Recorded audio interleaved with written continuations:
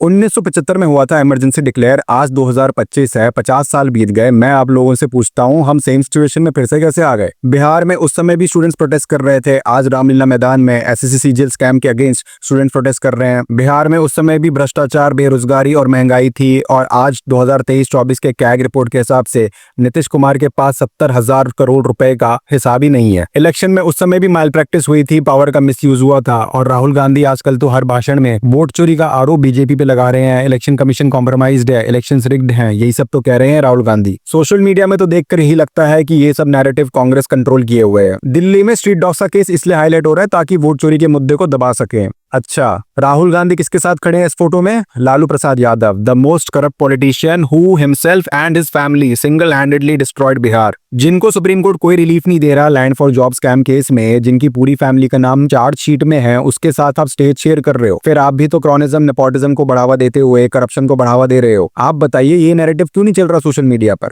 यही फर्क है राहुल गांधी और जेपी नारायण में। जेपी नारायण टोटल रेवोल्यूशन, संपूर्ण क्रांति के थ्रू बिहार में जो भ्रष्ट सरकार थी उसको गिराना चाहते थे। एक इंडिपेंडेंट लोकपाल ऑम्बुड्समैन भी स्थापित करना चाहते थे जो public officials including the prime minister को भी इन्वेस्टिगेट कर सके। एजुकेशन सिस्टम को रिस्ट्रक्चर करना चाहते थे। महंगाई और बेरोजगारी से लड़ने के लिए इकोनॉमिक पॉलिसीज लाना चाहते थे। इलेक्शन प्रोसेस में रिफॉर्म्स लाना चाहते थे। उन्होंने तो पुलिस और आर्मी को भी रिक्वेस्ट किया था कि कोई भी अनकॉन्स्टिट्यूशनल ऑर्डर ऊपर से आता है तो कृपया करके उसको ओबे ना करें। ये सारी डिमांड्स 1975 में जरूरी थी। पर जब मैं आज का बिहार देखता हूँ, आज के बिहार की सिचुएशन, तो मैं यही बोलूंगा कि 2025 में भी ये सारी डिमांड जरूरी है। ना जाने कितने भ्रष्ट मुख्यमंत्री अपना स्टेट बेचकर खा गए। At any given time, any given state, अगर स्टेट में करप्शन है तो टोटल रेवोल्यूशन, संपूर्ण क्रांति सोल्यूशन है। और ये सोल्यूशन दिया जेपी नारायण ने। राहुल गांधी फिर से अपनी दादी की तरह क्रॉनिज्म और नेपोटिज्म को बढ़ावा दे रहे हैं। उनके लिए तो ये डू एंड डाई सिचुएशन है। इस बार हारे तो अपने जीजा जी के साथ सीधा इटली जाना पड़ेगा और नया बिजनेस स्टार्ट करना पड़ेगा। ये वोट चोरी का एक्सपोज सिर्फ एक पॉलिटिकल स्टंट था, क्योंकि इलेक्शन के दिन हर इलेक्शन बूथ पर